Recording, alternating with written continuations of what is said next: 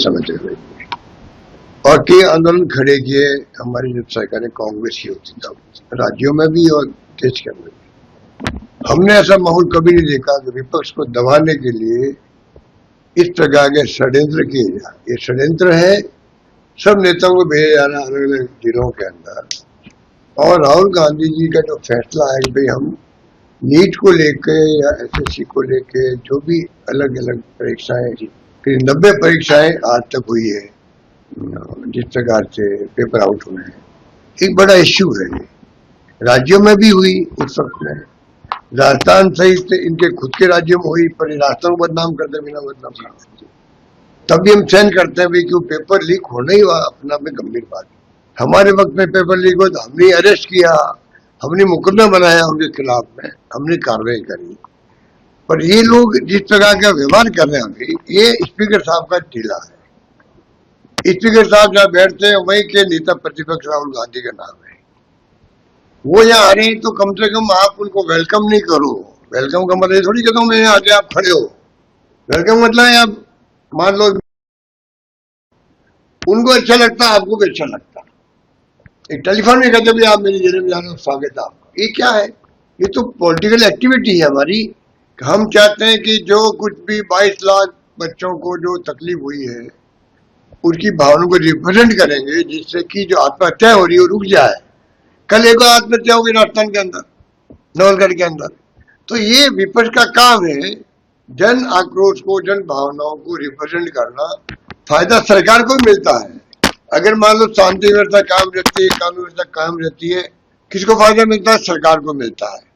पर इनकी सोच तो जो है पूरी तरह जो है क्या कहना चाहिए कि डेमोक्रेसी में विश्वास नहीं कर रही है।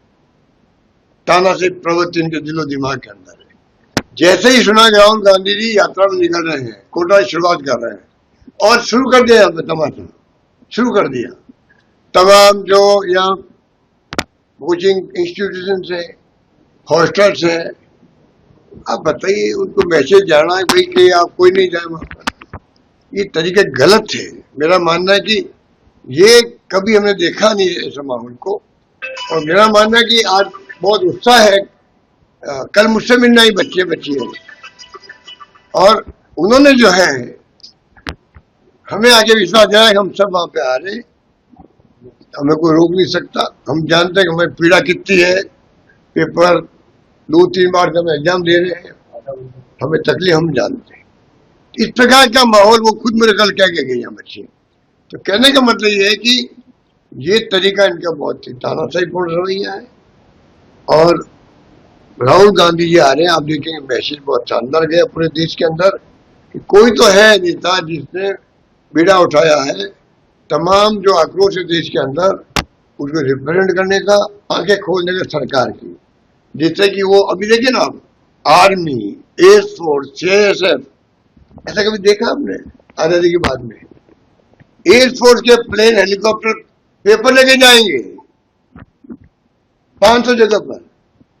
आर्मी काम करेगी, सीआईएसएफ काम करेगी, राज्य सरकार को जाऊंगी इस काम के अंदर। अरे ये आपकी स्थिति बन गई। आप इतने बौखला गए हो कि आपने ये स्थिति पैदा कर दी देश के अंदर। लोग क्या सोचते होंगे, दुनिया क्या सोचती होगी हमारे बारे में कि ये क्या है देश के अंदर जहां पूरी आर्म फोर्सेस में लगा रहे पेपर को करवाने के लिए। इससे बड़ी शर्मनाक बात एनडीए गवर्नमेंट के लिए, बीजेपी के लिए कोई हो नहीं सकती मेरा।